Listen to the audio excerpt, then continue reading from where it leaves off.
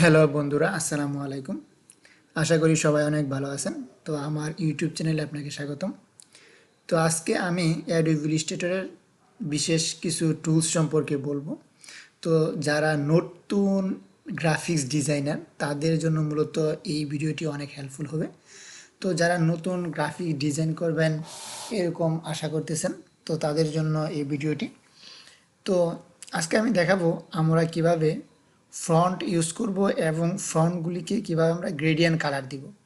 মূলত আমরা যে লেখাগুলি লিখি এই লেখাগুলির মধ্যে যে কোনো একটি সলিড কালার ইউজ করা যায়, কিন্তু গ্রেডিয়েন্ট কালার ইউজ করা যায় না। তো গ্রেডিয়েন্ট কালার ইউজ করার জন্য কিছু নিয়ম রুলস রয়েছে, সেই বিষয়টাই আজকে আমি দেখানোর চেষ্টা করব।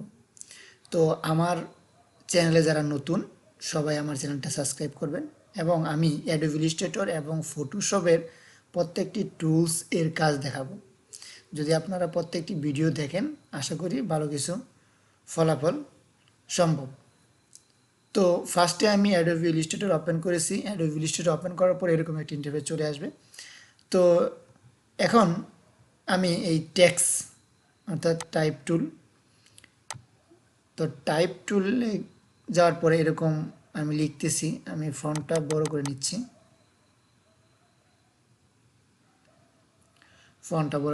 আমি এখানে লিখলাম,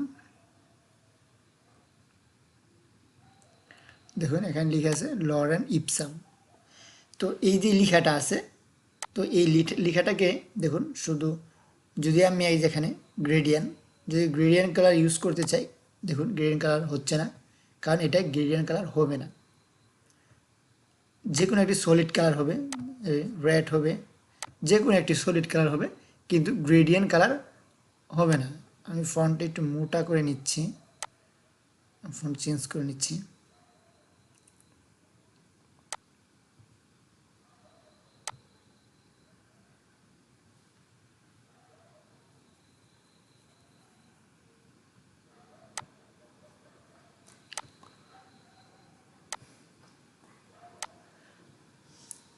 তো এটাকে আমি আরেকটু বড় করে নিচ্ছি বোঝার জন্য।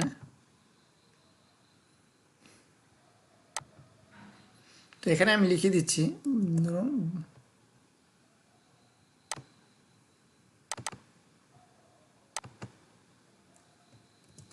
BANGLASH বাংলাদেশ। তো এই লেখাটাকে আমি কিভাবে গ্রেডিয়েন্ট ইউজ করব সেই বিষয়টি। তো গ্রেডিয়েন্ট ইউজ করার জন্য আমাদের এই যে ফন্টটা আছে, এটা মূলত একটা ফন্ট, এটা একটা অবজেক্ট না। তো গ্রেডিয়েন্ট ইউজ করার জন্য মূলত অবজেক্টে গ্রেডিয়েন্ট ইউজ করা যায়, ফন্টে গ্রেডিয়েন্ট ইউজ করা যায় না। তো আমরা এই ফন্টটাকে ভাঙবো আগে, তো ভাঙার পরে আমরা গ্রেডিয়েন্ট ইউজ করতে পারবো।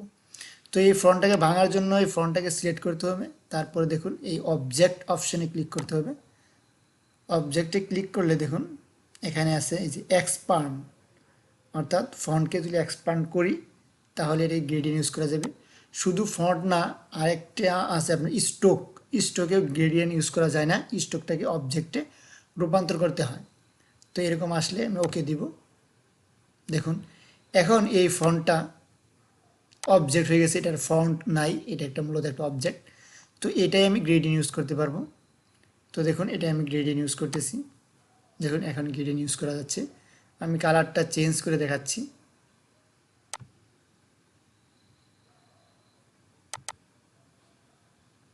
এখানে আমি রেড দিলাম।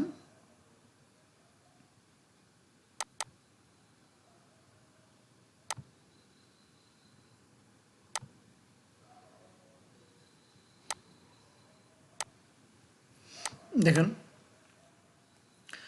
অর্থাৎ এটা মনে রাখতে হবে যে কোনো ফন্টকে যদি আমি গ্রেডিয়েন্ট ইউজ করতে চাই, তো ফন্টটাকে ফন্ট রাখা যাবে না, এটাকে অবজেক্টে পরিণত করতে হবে। অবজেক্টে পরিণত করার জন্য এই অবজেক্টে যাব, অবজেক্টে যাওয়ার পরে দেখুন এই যে এক্সপান্ড করে নেব, তাহলে এটাকে গ্রেডিয়েন্ট ইউজ করা যাবে। তো আশা করি এই বিষয়টি আপনারা সবাই বুঝতে পারছেন। তো নেক্সট ভিডিওতে অন্য একটি টুলস সম্পর্কে বলবো। তো এই পর্যন্ত ভালো থাকুন, আল্লাহ হাফেজ।